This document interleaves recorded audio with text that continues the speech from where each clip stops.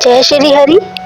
प्रिय दोस्तों, आज की ये कथा केवल सुनने के लिए नहीं है। ये कथा चेतावनी है, ये कथा करुणा है और ये कथा उस अटल सत्य का उद्घोष है कि ईश्वर से द्वेष करने वाला चाहे कितना ही बड़ा क्यों ना हो, उसका अंत कितना भयावह होता है। और साथ ही ये भी कि पश्चाताप और भक्ति का एक क्षण भी जीवन और मृत्यु दोनों को बदल सकता है। तो आइए सुनते हैं अध्याय 24 की आगे की कथा। लोमश ऋषि कहते हैं, हे ऋषिवर, वही राजा जिसने अपने जीवन में पाखंड को धर्म और अहंकार को साधना मान लिया था, मृत्यु के पश्चात सबसे पहले तामिश्र नरक में डाला गया, जहां उसे घोर अंधकार, भय और विवशता ने चारों ओर से घेर लिया। फिर उसे अंधता मिश्र नरक में डाला गया, जहाँ न प्रकाश था, न दिशा, न श्वास की शांति, केवल चीखें थी, केवल पश्चाताप की ज्वाला थी। सोचिए दोस्तों, जब आत्मा ही अंधकार में फंस जाए तो शरीर की पीड़ा क्या होती है। इसके बाद वह महागौरव, कालसूत्र और फिर एक एक करके असंख्य महानरकों में घुमाया गया, जहाँ कहीं उसे जलते अंगारों पर चलाया गया, कहीं लोहे की कीलों से उसका शरीर छेदा गया, कहीं तपते सूर्य के नीचे बिना छाया खड़ा रखा गया, कहीं लोहे के हथौड़ों से पीटा गया और कहीं भयानक दांतों वाले कुत्तों और भेड़ियों से कटवाया गया। जब पीड़ा की अधिकता से वह मूर्छित हुआ तो चेतना लौटते ही उसे तपन और संप्रातन नरकों में भेज दिया गया। फिर प्रताप, काकोल, कूटपल, पूर्वा मृतक, लोह, शंकु, मृजीप जैसे अनगिनत नरकों से गुजरते हुए उसे अमस पत्र वन में पहुंचा दिया गया, जहां प्रत्येक पत्ता तलवार के समान था और हर कदम पर आत्मा चित्कार कर उठती थी। क्या पाप केवल इस जीवन तक सीमित रहते हैं या आत्मा उन्हें ईगो तक ढूंढती है दोस्तों। अंततः लोह धारक नरक में गिराए जाने के बाद भगवान विष्णु से द्वेष करने के कारण वह 21 युगों तक इन भयानक यातनाओं को भोगता रहा। और जब नरकों का भोग समाप्त हुआ तो वह नरक से निकलकर हिमालय पर्वत पर एक अत्यंत विकराल पिशाच योनि में जन्मा, जहाँ न भोजन था, न जल, न दया, न आश्रय, केवल भूख, प्यास और पश्चाताप था।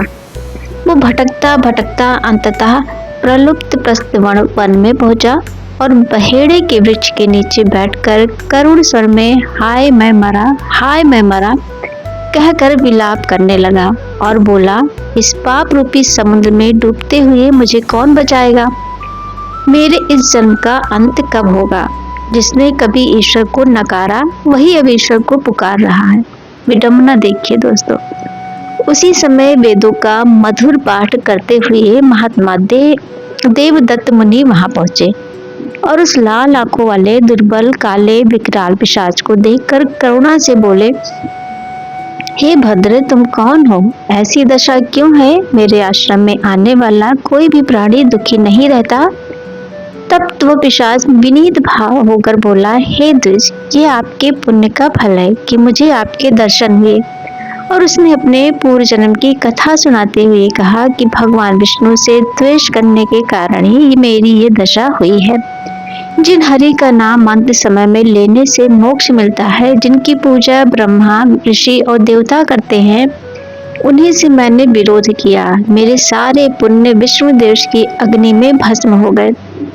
पुण्य भी तभी तक पुण्य है दोस्तों जब तक अहंकार उसमें प्रवेश न कर जाए।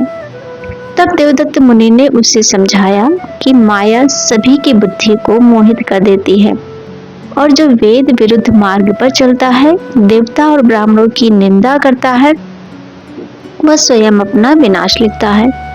फिर उन्होंने उपाय बताते हुए कहा, हे पिशाच, माघ मास में प्रयागराज जाकर गंगा यमुना के त्रिवेणी संगम में स्नान करो। ये संगम पाप काटने वाली कुल्हाड़ी है, मोक्ष का खुला द्वार है। जैसे शरद पूर्णिमा का चंद्रमा घोर अंधकार को दूर कर देता है, वैसे ही संगम स्नान आत्मा को पवित्र कर देता है। एक स्नान और युगों का पाप भस्म। क्या ये चमत्कार नहीं है दोस्तों। ये सुनते ही पिशाच के भीतर वर्षों से जमी पीड़ा पिघलने लगी और उसके मन में शांति उतर आई। यहाँ एक छोटी कथा स्मरण करने वाली है। एक बार एक क्रूर कसाई केवल माघ मास में अज्ञानवश गंगा स्नान कर बैठा और उसी पुण्य से उसका हृदय बदल गया। उसने हिंसा छोड़ दी और अंततः सदगति को प्राप्त हुआ। वैसे ही ईश्वर पाप नहीं देखते, पश्चाताप देखते हैं। अगर ईश्वर ने कसाई को नहीं ठुकराया तो हमें क्यों ठुकराएंगे दोस्तों। अपील, हे श्रोताओं, ये अध्याय हमें सिखाता है कि भक्ति के नाम पर द्वेष, अहंकार और पाखंड कभी कल्याण नहीं देता। इसीलिए माघ मास का पुण्य व्यर्थ न जाने दें। हरि भक्ति करें, संगम स्मरण करें।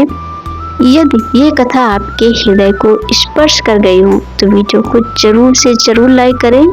इसे हर उस व्यक्ति तक पहुंचाएं जो धर्म के मार्ग से भटक रहा है और कमेंट में हरि कृपा की मोक्ष का द्वार है।